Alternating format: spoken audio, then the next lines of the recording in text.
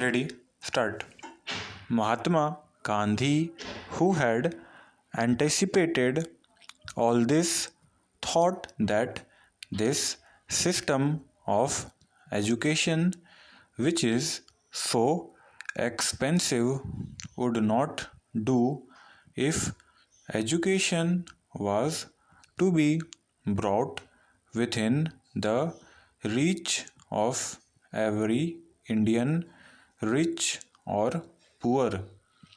He therefore thought of a new system of education which has come to be known as basic education and which Indian and foreign educational experts have declared to be highly useful. According to Gandhiji, as far as I understood him, there are two basic merits in this new system. Firstly, education under this system is imparted not merely through books but through some kind of practical work so that the knowledge which children acquire will not be the result of mere memorizing but of actual experience. He thought, and some of the leading educationalists were at one with him, that knowledge acquired in this way created a degree of consciousness, efficiency, and a feeling of self reliance, all of which would come handy to one when starting life.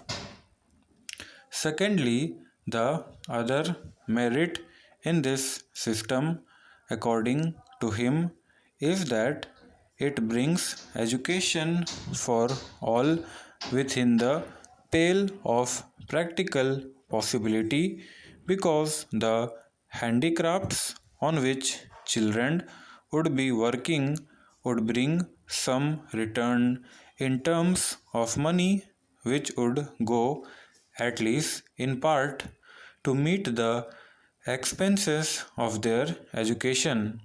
He was convinced that unless young scholars made this contribution towards their own education, universal education in India would never be possible.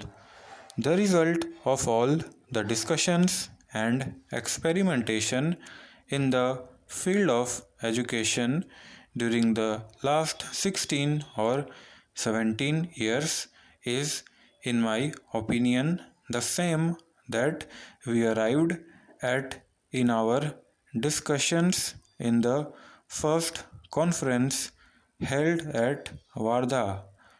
Educationalists had admitted the utility of the new system but considered children's contribution towards their education as not only impossible but undesirable. Our experience, on the other hand, demonstrated both the utility as well as the practicality of the system. My remarks are essentially with reference to primary and secondary education. Little has been done so far to apply this system to higher education. It is not, therefore, possible to say anything about it on the basis of experience. In spite of all that has been done in this field so far, it is a pity that this system has not received the encouragement which it deserved and which we could have given it after achieving independence from the British rule.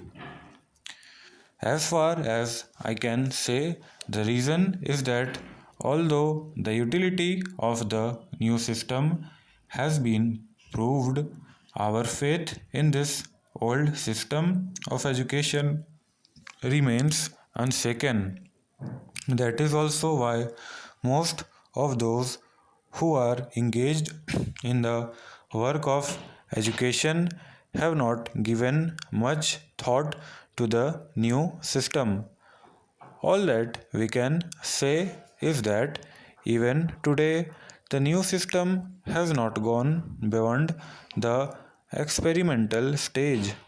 Our government has bit decided to popularize it as a part of its constructive program, let alone doing anything practical for it.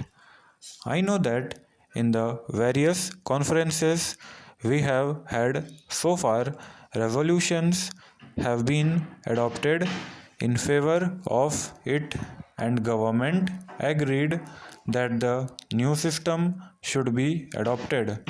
But actually, it has not been done. Consequently, educational institutions of the old type are daily increasing, and whatever budgetary provision government makes under the head education is spent mainly on keeping the old system of education intact. Naturally, the new system has received little encouragement. My own view is that unless fundamental changes are made in the current system, the sad state of affairs that we see today will become sadder. The feeling of discontent among the educated and their utter dissatisfaction with life will continue to grow. I would therefore urge that all those concerned with the education of children, our educationists, universities, and the government bodies of colleges and schools, education ministers, etc., should give not only theoretical consideration to this problem but do something practical to change the present system of education. Unless this is done, the problem would become more and more complicated. I am very happy that the new organization has been carrying on its work undeterred by difficulties. I cannot say that its activities have influenced educational trends in the country to any considerable extent, but I must admit that whatever is being done by it is of great value to the country. Its usefulness would be realized when sooner or later, compelled by circumstances, we shall have to introduce fundamental changes in the system obtaining today. At that time, the experience acquired by workers of the new organization will come handy. As I said earlier, our experiment in the sphere of primary and secondary education has been successful, and we can confidently recommend the new system to our countrymen at these two stages. We cannot say the same in respect of higher education in view of the inadequacy of our experience.